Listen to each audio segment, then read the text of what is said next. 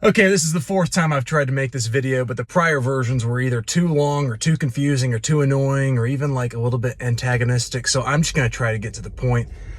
I have a new album coming out.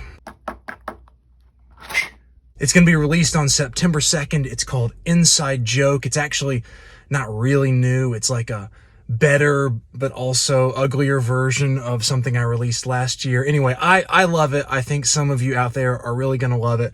And today I want to show you my 5 favorite guitar sounds from that album. Number 5 is the guitar solo from the song You Wouldn't See Me. It's a fairly simple solo, but I think it sounds great. It's got some parts that are like not played with a slide, but sliding parts that are different than the normal like blues bullshit that I would play. I'm really happy with how it turned out.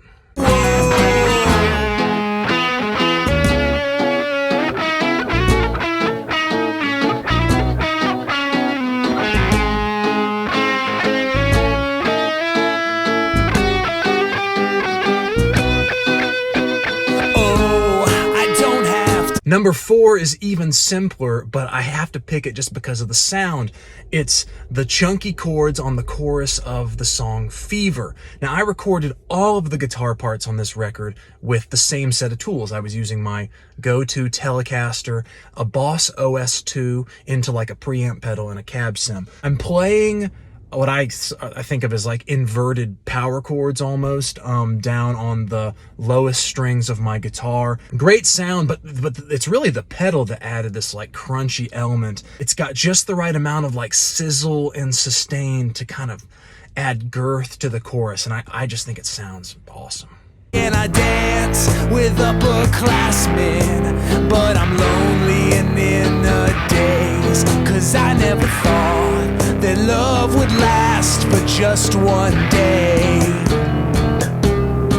Number 3 is kind of an accident. It's the electric guitar part that comes in on the bridge of the song 4th of July. It's the last song on the record, and I was looking for something to add a little bit of flavor, and I was noodling around and just found this part that seemed to fit really nicely, and so I tracked it. It kind of like follows the chords in that bridge part. And then on playback, I liked the part a lot, and I thought that I played it well. And then it reminded me of a part in a Red Hot Chili Peppers song, the name of which is escaping me right now. I'm not like a huge Chili Peppers fan. I don't know how to play any Chili Peppers songs, but it reminds me of that part, and that just sort of tickles me, I guess. Well, I must like the sting of that whip, 'cause I use it on myself again and again. Number 2 is the counter melody from the chorus of One of a Kind. In my head, these are brown-eyed girl shapes. They're like intervals of a sixth that you move around. I'm gonna be honest with you, I picked this in part because it took me a long time to learn to play these brown-eyed girl type shapes in a way that was like confident and accurate. For some reason, my fingers and brain just had a hard time wrapping around it.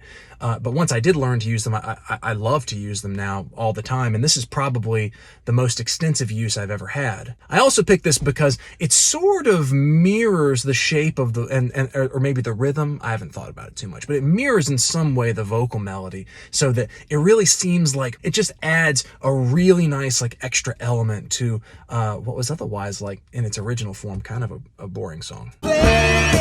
Same road, new face, same pose that I held for so long. It changed the shape of my bone. Number 1 is the guitar solo from the song Inside Joke, and this is the title track to this album for a reason.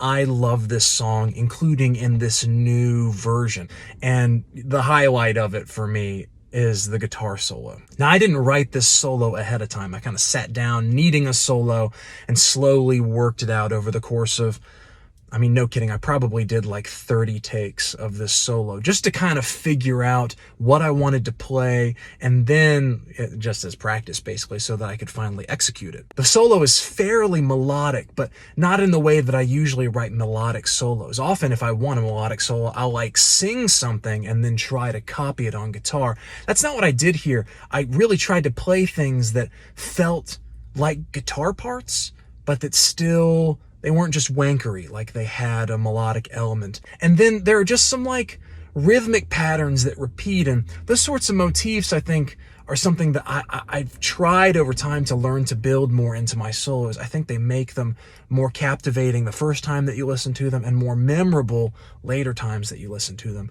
And the last thing I want to say about it is that it sort of builds into this like climactic set of like big bends that are like super cheesy, and that was totally on purpose. They're pitched really poorly, and that was totally on purpose. Like, that's a sound that I really love, the sound of like somebody who is having too much fun playing guitar and just sort of stops giving a shit about how good or right it sounds. It's just like, just sort of like loses themselves in the moment. And that's kind of what was happening to me when I was exploring sounds to use, and I just loved the idea of just like completely losing my composure at part of the solo. Anyway, all those elements together make for what is definitely my favorite guitar part on an album where electric guitar is important.